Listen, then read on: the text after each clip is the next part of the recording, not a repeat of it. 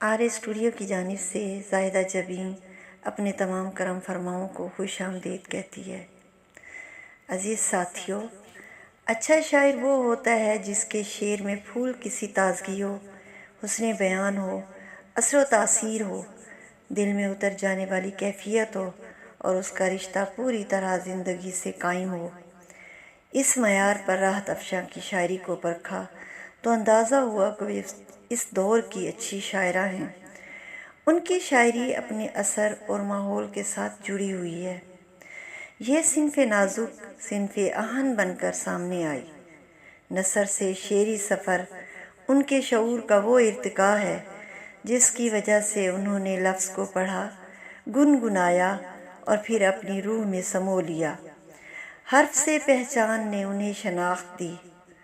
صداؤں کا شور ان کا وہ شعری مجموعہ ہے جس میں انہوں نے زیست کی تلخیوں، سختیوں اور ناہمواریوں کی وجہ سے بلکتی زندگی کے اس شور کو محسوس کیا۔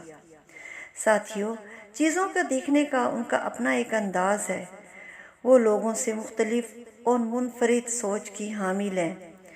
ان کی غزل سے ایک تازہ فکر کے امتزاج سے جو رنگ بنتا ہے وہی رنگ راحت افشاں کا رنگ کہلاتا ہے۔ عزیز ساتھیو، ان کی شاعری مشرقی اقدار کی آئینہ دار ہے۔ غزل و نظم دونوں پر انہیں عبور حاصل ہے۔ ان کی وجہ شہرت راحت نعت ہے۔ ساتھیو، آج کے دور کا المیہ یہی صداؤں کے شور کا ہے۔ اس قیامت کی بھیڑ میں، آدمیوں کے جنگل میں، صداؤں کے شور میں ہر شخص تنہا اور اکیلا ہے۔ عزیزان محترم، اس سے قبل مصنفہ نے اپنی دیگر کتب جو ناول کی صورت میں سامنے آئیں، جنبش، اضطراب زندگی، عشق وفا سے فنا تک اور نعتیہ کلام راحت نعت سامنے آ چکی ہیں۔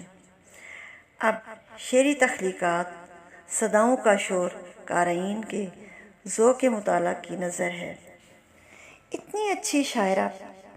اتنی اچھی شاعری پر شاعرہ کے اعلیٰ ذوق، تخلیقی بصیرت اور حسن و جمال سے آراستہ اس شاعری تخلیق کو ہم جب دیکھتے ہیں تو آپ مبارکباد کی مستحق بنتی ہیں۔ آخر میں دعا ہے کہ خالق لوح و قلم آپ کے توفیقات میں اضافہ اور تاثیر عطا فرمائے اور لکھتے رہنے کا حوصلہ بھی۔ آمین ثم آمین۔